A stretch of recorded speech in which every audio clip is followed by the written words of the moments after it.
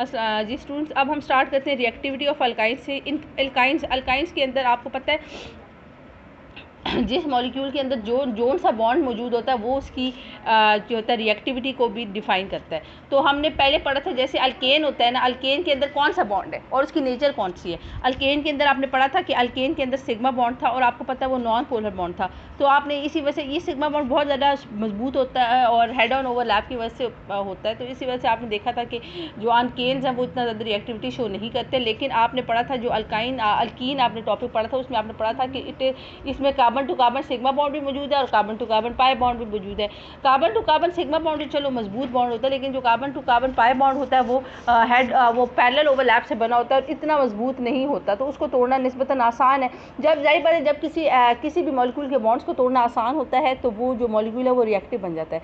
जबकि अब आप जो अल्काइन में क्या है, alkyne the carbon atoms are held together by a triple bond and triple bond में क्या शामिल है, a sigma bond and 2 pi bonds.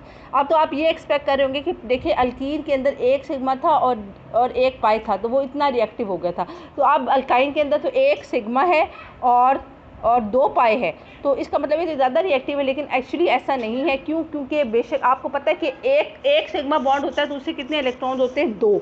ठीक है, उनको न्यूक्लियस बहुत जोड़ के रखता है। ठीक है, इसके बाद जो आपके पास जो डबल बॉन्ड होता है यानी एक सिग्मा और एक पाई, उसमें ये था कि जो सिग्मा था वो मजबूत बॉन्ड था, लेकिन पाई का जो इलेक्ट्रॉनिक क्लाउड था, जाहिर बात है उसमें जो पाई इलेक्ट्रॉनिक क्लाउड वो 2 इलेक्ट्रॉन पर मुश्तमिल था ना। एक तो सिग्मा बॉन्ड था अल्कीन के अंदर और एक पाई बॉन्ड था। तो टोटल जो था अल्कीन के अंदर जो इलेक्ट्रॉनिक क्लाउड था वो 4 इलेक्ट्रॉन्स पर मुश्तमिल था, 2 पाई इलेक्ट्रॉन्स के थे और 2 सिग्मा के। जो सिग्मा था वो बहुत मजबूत था, रिएक्ट नहीं करता था, लेकिन पाई जो था वो वीक था और रिएक्ट कर जाता था। लेकिन अब अल्काइन के अंदर क्या है, एक सिग्मा है यानी 2 इलेक्ट्रॉन सिग्मा के हैं, एक सिग्मा बॉन्ड का मतलब है 2 इलेक्ट्रॉन सिग्मा के हैं, और 2 पाई बॉन्ड है यानी 4 इलेक्ट्रॉन पाई बॉन्ड्स के हैं। तो टोटल कितने इलेक्ट्रॉन्स हो गए, इलेक्ट्रॉन डेंसिटी कितने इलेक्ट्रॉन पर मुश्तमिल हुई, 6 इलेक्ट्रॉन्स पर। ठीक है, तो आप तो ये एक्सपेक्ट कर रहे होंगे कि इसको तोड़ना ज़्यादा आसान है, लेकिन एक्चुअली ऐसा नहीं है।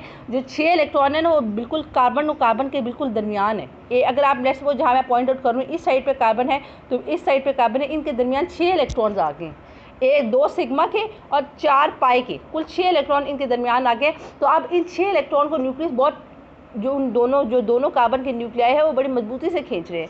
और इसी वजह से जो हम तो यही एक्सपेक्ट कर रहे होते हैं कि अल्काइन को तोड़ना आसान है, लेकिन इन एक्चुअल प्रैक्टिस अल्काइंस के को तोड़ना मुश्किल होता है अल्कीन की निस्बत। अल्कीन को तोड़ना आसान है क्योंकि वहाँ पे जो 2 पाई इलेक्ट्रॉन है वो उनके ऊपर न्यूक्लियस का इन्फ्लुएंस नहीं है। लेकिन अल्काइन को तोड़ना ज़रा मुश्किल है क्योंकि इसके जो 4 पाई इलेक्ट्रॉन्स हैं उनको न्यूक्लियस खींच रहे होते हैं। ये बात समझ आ रही, क्योंकि न्यूक्लियस का इन्फ्लुएंस होता है इसलिए उसको तोड़ना मुश्किल है। तो यही वाली बात आपकी मैं बुक से ही पढ़ाती हूँ। The electron density between the carbon atom is very high which draws atom very close to each other. क्योंकि देखो इलेक्ट्रॉन डेंसिटी तो इनके दरमियान ज़्यादा है ना, 2 सिग्मा इलेक्ट्रॉन है और 4 पाई इलेक्ट्रॉन है, तो इन साथ क्योंकि इधर अगर आप जैसे मैं पॉइंट आउट कर रही हूँ वहाँ पे देखिए एक इधर कार्बन है और एक इधर दूसरा कार्बन है। अब इन दोनों के दरमियान कुल 6 इलेक्ट्रॉन्स हैं। ठीक है, तो हाई इलेक्ट्रॉन डेंसिटी है ना, इलेक्ट्रॉन के ऊपर कौन सा चार्ज होता है, नेगेटिव। तो ये जो नेगेटिव चार्ज है इलेक्ट्रॉन का ये इन दोनों कार्बन एटम के न्यूक्लियर को पास खींचेंगे। ठीक है, electron in a triple bond are therefore less electrons in a triple bond are therefore less exposed and less reactive towards electrophilic reagents।